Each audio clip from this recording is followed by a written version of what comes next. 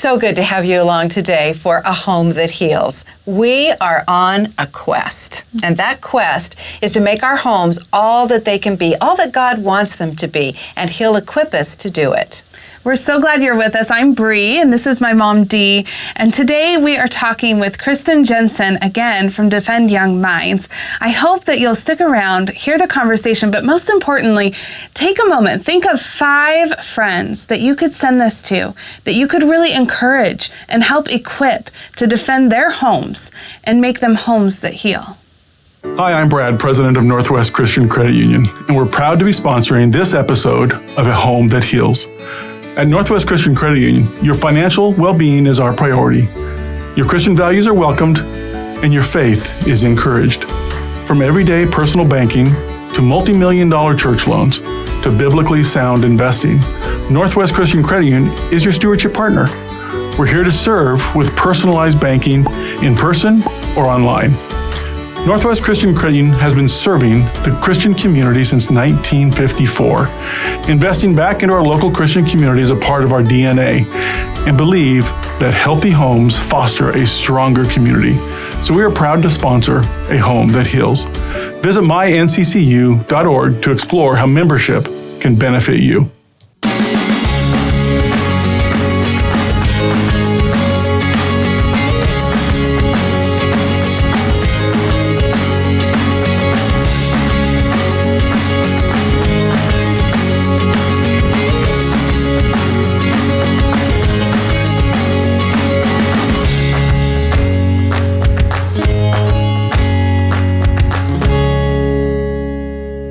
As we continue this season on A Home That Heals, we are really focused on the culture war and what's happening. It's breaching our homes. It's in our world, and we can't ignore it. We're starting with the topic of pornography because it's one that you really cannot afford to ignore, and it's one that we're having to have conversations with our kids at younger and younger ages, just as we spoke about on our last episode. If you haven't had a chance to listen to that, please go back and take a look, because we had a really good conversation with Kristen about the realities of pornography and when kids are getting a hold of this and just how it can affect them. Today we're going to talk more about the effects of pornography and how to help them be armed and ready for the dangers that are ahead. But if you didn't catch the podcast last time, we want to introduce you to Kristen. Kristen is really one of those special people who saw a problem and couldn't find a solution, so she created the solution. And the result has been a #1 best-selling book called Good Pictures, Bad Pictures. It is a resource to help you talk to your kids about pornography. And then this book is the second one, Good Pictures, Bad Pictures Junior, for even younger children. She is not only an author, though, she has created a whole team and an incredible resource for you at defendyoungminds.com. She's going to tell you more about that as we continue our conversation with Kristen Jenson. Kristen, welcome back to A Home That Heals. Thank you so much for giving us so much of your time on a very important topic that we're already getting response. People just anticipating the fact that we had a chance to talk to you said, oh, please ask her some of these questions. And here's one I want to start with that kind of dovetails with what we talked about last time. You mentioned dads, and we have a lot of women, most of our audience is moms, and we had some women say to us, find out what we can do to help get the dads involved. Or if they're a single mom, how do I approach my son with this topic? Do you have any idea of what I can do? Because, we can't leave it to chance, as you just said in our last episode. Right. Well, I would say we have a couple of articles. Every June, we come out with an article from a dad, for dads, for Father's Day. And there are a variety of questions that we address. So, for example, if a dad is struggling with pornography addiction, should he tell his kids what he's struggling with? Especially if hopefully he's getting help. But a lot of times the kids will know something's going on, and it's so much better if you talk to them. So they'll use the book actually to say, you know what, this is what Daddy is dealing with. And he's getting help and he's working on this. And, but he didn't have, no one warned him when he was a kid. So like we're warning you. And I think that sometimes dads are a little bit like, oh, I'll be a hypocrite because I had a problem with this, or I have a problem with this, and I don't want to be a hypocrite, so I don't want to talk about it.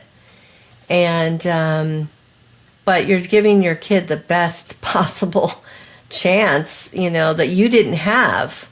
And that's what we as parents do. We want to give our kids better than what we got. Yeah. I used to tell my kids, all you have to do is do a little better than me, right? And then your kids will do a little better than you, and we'll get better and better.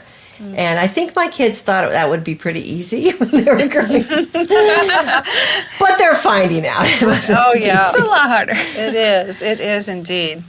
Well, I appreciate that it seems like the awareness of the harmful effects of pornography are starting to surface, and I think Defend Young Minds is a huge reason for that and the work that you and your team have done. But I kind of mentioned in the last episode, I grew up in that era of Friends and all the 90s shows kind of poking fun at pornography. Like, it wasn't that big of a deal. It was something to just kind of laugh off. Let's talk, though, about the reality. Is this just something to laugh off that's not a big deal that people just kind of look at once in a while? Or is there a true addiction like you get with alcohol and drugs? Absolutely. Absolutely. Unequivocally, yes, there is an addiction. And people that say there isn't an addiction, I think are biased because they have another agenda. There are more and more recognition that you can have behavioral addictions, right? So we know gambling can become an addiction, shopping can become an addiction, anything that gets that dopamine, going in your brain that you use to distract yourself from a negative emotion. So if you shop because you don't want to think about, some difficult problem you're having or some whatever, if you do that and it gives you a lot of dopamine, then you can become addicted to shopping. And actually, addiction to sex or pornography use, and I'll just be clear here that when kids use pornography, they do it in tandem with masturbation. And so it becomes, now you're training your brain that pornography is a solo sport, that sex is a solo sport, which is not setting you up to have a great relationship when you're married, right? In fact, it creates a lot of problems. Well over half of marriages that are ending in divorce today, it's because of an internet addiction. Really? So, that's addiction. It's the same pathway in the brain as a substance. It's just you're getting it through your eyes, right? And ears and other senses, but basically it's all the same pathways that any other addiction uses. So very highly addictive, because if you could get meth 24/7 in the anonymity of your own bedroom for free, would you have a meth addiction problem? Yes, you would. So that's the thing, is you can get so much porn for free, anonymously, in your own, in the privacy of your own home. That cleaning off my thing because it's so dirty. Sorry. Anyway,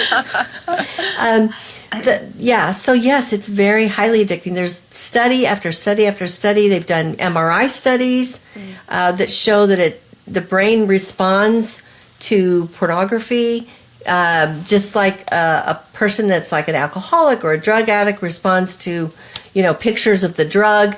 So it corrupts the reward system in the brain, and makes your brain believe that you have to have this pornography for survival. And that's what an addict of anything believes. Like in the core of their brain, an alcoholic believes that they have to have alcohol to survive. And so when you get to that point, it's difficult to rewire your brain away from addiction. It can be done, but it's difficult. So why not prepare kids to reject, to kind of addiction-proof themselves and their brains, and help them do that with the thing that is the most addiction. Like the kids are more vulnerable to porn addiction. And I've talked to so many people that deal with teens, and they're like, I'm not getting problems with drugs as much and alcohol as much as I'm getting problems with porn. Really? Wow. Well, you mentioned the agenda part of it. The story we alluded to that we have shared in a past episode was an 11-year-old who was playing a kid's game, and the ad that popped up was pornographic. So there is an agenda. They are after children. These algorithms are figuring that out, because this is a multi-billion-dollar industry. Right. And so how the porn industry used to work is that they would make VHS tapes. Well, first of all, it was like magazines. Then it was VHS tapes. Then it was, so you had to go and buy them or rent them, right? And that was the business model. Yeah. And some of the more extreme porn was more expensive. So that was the business model. But now the business model is, there are two business models. And one is ads. Just like YouTube, you can go on YouTube and you have to watch the ads to be able to watch the content, right? But you get to watch the content for free, right? So someone can teach you how to fix your, sink, whatever. Yeah. For free, but you got to watch those ads. And the ads are effective. Or you can buy a subscription, right? You can pay YouTube and say, I'll pay you, I don't know what it is, $8, $10 a month, and then I don't have to see any ads. Well, it's the same with the porn industry. So you can get a subscription, streaming, so that you can pay them, and it won't be the ad revenue, but now it's a premium membership. And you get all these other perks and blah, blah, blah. So those are now, and the thing is, there's so much free porn available to kids because they can watch ads just like the next person. Yeah. And they get paid through their ads. So how many eyeballs see the ad for how long? And the other thing, you mentioned the algorithm. Because I will hear moms say, well, I don't see this stuff on my... Right. I never see this. I'm like, you're not, a kid, and they are predatory. They know who they can get. They want to get them. And they're predatory. So yes, they will pop up with ads that are pornographic, trying to get the kid to click on it. So yeah, we need to teach our kids, warn them, and help them out of it, because there are mental health problems now, and there's sextortion issues. And I just heard of another kid that committed suicide because he was sextorted and sent some pictures probably shouldn't have sent, but he thought he was dealing with a love interest, and when they started threatening him, he just couldn't handle it. So many, and kids are, we could go on, but kids are safer from sexual abuse when they know to reject pornography and know exactly what to do, because that's what is used to groom them. So, anyway, I have tons of stories about all of these things, but kids are just safer from all kinds of sexual exploitation, whether it be an uncle you didn't know was a pedophile, somebody down the street, somebody online, addiction, whether it's just creating a desire in kids that watch this to offend on other children, which is what was the impetus of me writing this book. Yeah. All these things. There's just too many dangers for us to ignore this problem. Well, I think the most important thing you just said that we can't discount is that it is a predatory industry. And because of that, we can't just sit back. And you said that earlier, we really do have to engage in this battle. But, my heart's just breaking for the moms who are watching now, and they know that their kids may be, if not addicted, certainly headed down that road. And what on earth do they do? What do you have to offer that somebody can do to help them? Yeah. Well, first of all, go to our website, defendyoungminds.com. We have so much help there. So don't be discouraged. Don't be discouraged. I want you to encourage you. There is so much help. So the first thing you can do is just start talking to your kids about it, right? Whether you use our books or conversation starters, whatever. We have a guide that is called How to Talk to Kids About Porn. It's a quick start guide, and it will teach you. So basically, we have a 3-part process, and that is get the facts, arm the kids, continue the conversations. And I don't know about you, but it's the little things that we do over and over again that end up having the most impact on our kids. Very true. And so get the facts and keep current. And you can do that by subscribing to defendyoungminds.com, and then arm them. Give them the tools. Help them understand what pornography is, why it's harmful, and what to do when they see it, and then keep those conversations going. And then the second thing I would do would be to go and we have, sorry, it's like in a clipper. This is a PDF download. My kids saw porn, now what? We have this is like a book. Yeah. But we have so many questions that are answered here. Such great advice. We have a SMART plan that, when you find out, this is what you do. These are the 5 steps. Here are the questions you ask. Here's the way you ask them. So this is just the best curated guide that I know of for this problem. And then we also have all kinds of help for, if, we know parents are facing this of children offending on other children. Those kids are victims just as much as the kids that are, offended on. Yeah. All these kids are really victims of a porn industry gone wild and big tech companies that will not rein it in. So we have help for that too.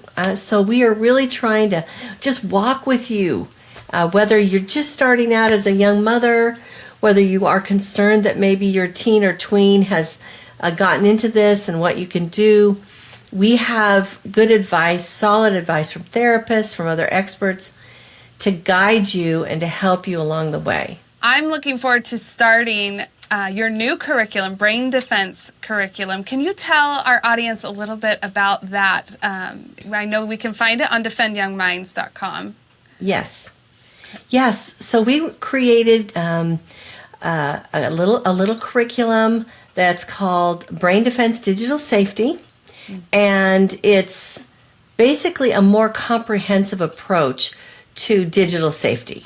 So we not only talk about pornography, we do that, but we talk about how to develop healthy tech habits, right? And how habits are developed in the brain. And we talk about, getting enough sleep and, all these kinds of things. And also making sure you have a balance between, using technology and being out in real life with real friends. We really try to help kids understand how important it is to be balanced and to have healthy habits with technology. We also warn them about some of these, predators and bullies, what to do with that when you see it, when that's happening, either to yourself or to somebody else. And we teach kids about being a good digital citizen because the digital world is here. and it's going to be here, and we all need to know how to, navigate it.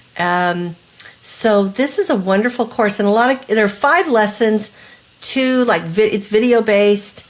And it's not me. That's the best part. It's not me going, want. It's 6 teens, 6 diverse teens that are talking to kids, and it's all based on prevention science, which is a body of science that's come out from the DARE program, which teaches, basically is studied like what really works.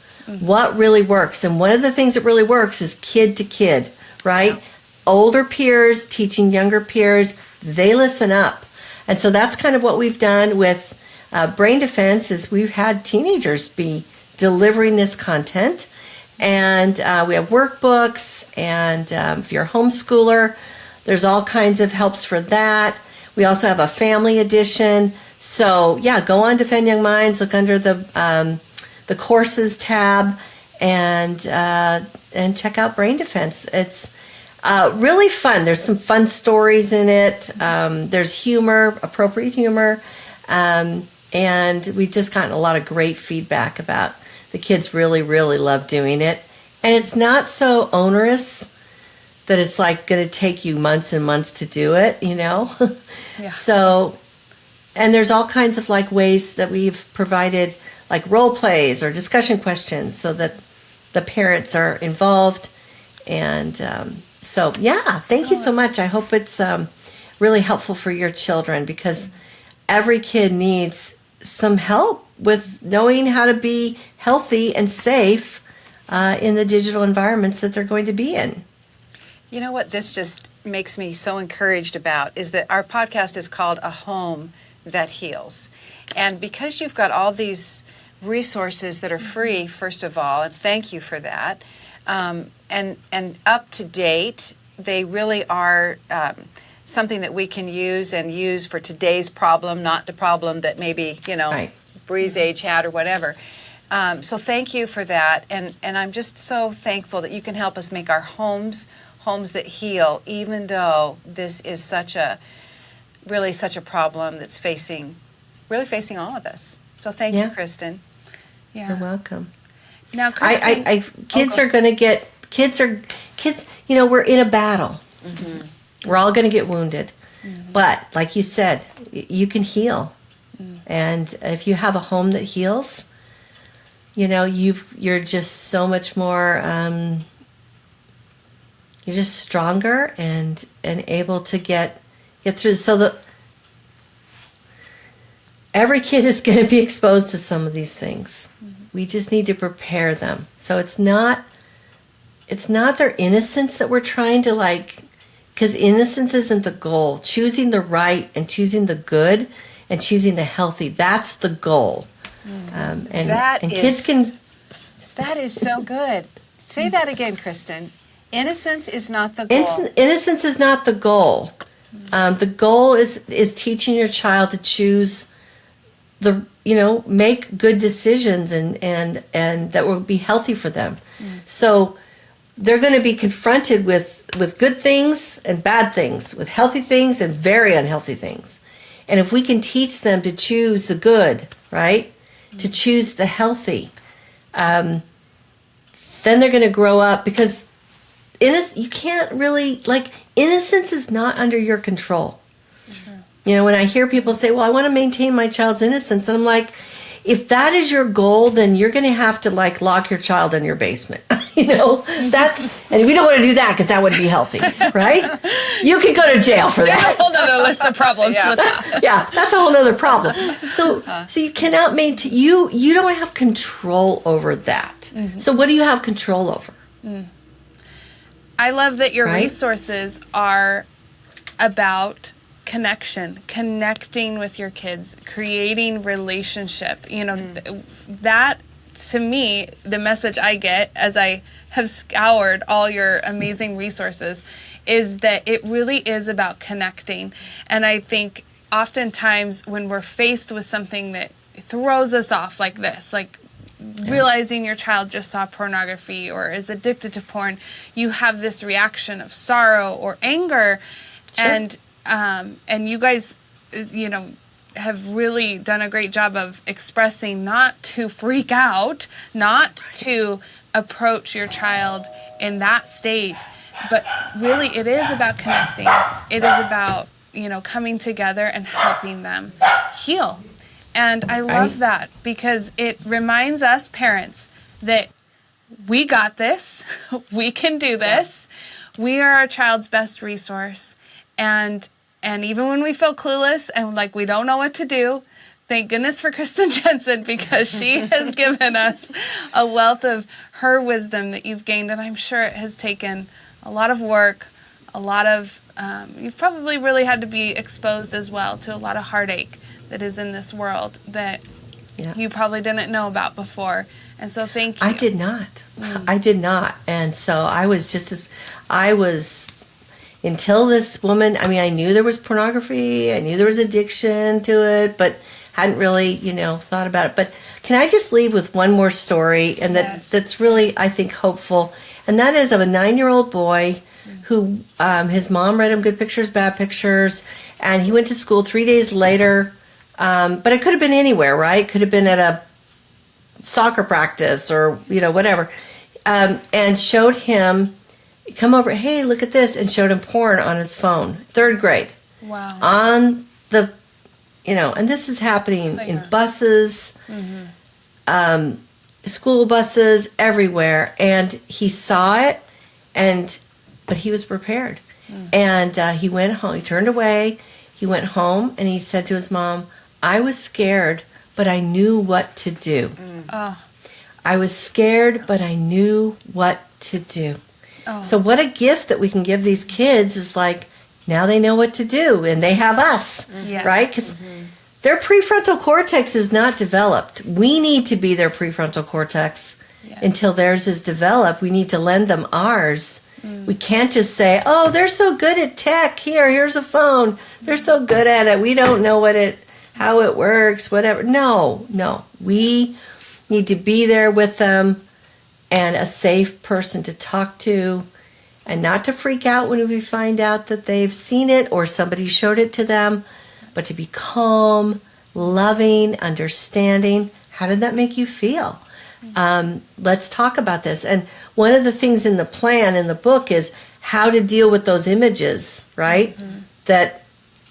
So you need to talk to your child how to do that. And we have those helps in the book. So yes, kids can do the right thing for them, the healthy thing, if they're prepared. Yeah. You coached us up, Kristen. Yes. That's just what we were hoping for.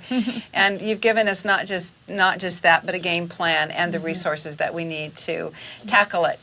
To use a football term, I don't know anything about football, but I do know we want to tackle this issue and tackle the tech, right? Yeah, tackle the tech. There you go. Yeah. All right. Thank you. God bless you and your work. And Defend Young Minds is strong, and it looks to me like it's going to be a resource for years to come for families. So thank you. Absolutely. And follow us on Instagram, Facebook. We put out a lot of content there as well. Thank you. Great. Are you just so encouraged? I am.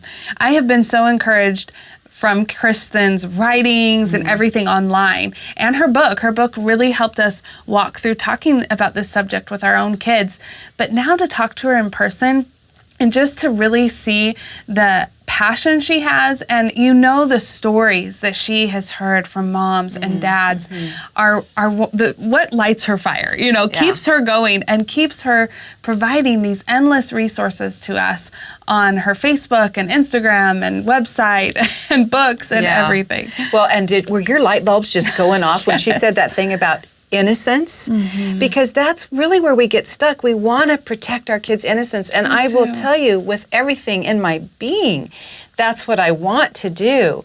But this is a wake-up call. It is. It really is a wake-up call. I know our world was rocked several months ago as we became aware of how young this can infect our kids and how it comes after them. But I too have to just realize that this is coming for us. And we can't protect their innocence, but they want to have the tools. They want to feel ready. And we are their teachers. You guys, we were made for this. God created you for this time. And this time really sometimes just stinks. But he created us for this time. And he's given us wonderful people like Kristen who have provided wisdom and resources for us. But he's also provided us hope and encouragement in his word to remind us that we are equipped. He will equip us. He can renew our minds. It is hard and it's depressing to think about the addiction of pornography. But when we know that the God who created us, who created our minds and our memories, that he has promised to renew them, and if we are in his word and following him, he will do that, then by golly, what can this world do to us? Who has a hold of us, right? That's a good word. Oh, that is so true. So here's the thing. You never know who might be facing this issue in their own home. It's not something that you just talk about, really. Yeah. So would you please share this episode and the last episode with your friends, people that you know that have kids, because that's something we can do for each other, way we can support each other, build this community, and we really can defend our families against the onslaught of things like pornography. But this is a tool, and we would invite you to use it, share it, be sure you subscribe, and just get the word out that, you know what, you're not alone, you're made for this, and at A Home That Heals, we're going to talk about tough stuff, but we're going to find some answers. A Home That Heals is produced in partnership with 89.5 KTSY. To find out more about them, go to ktsy.org.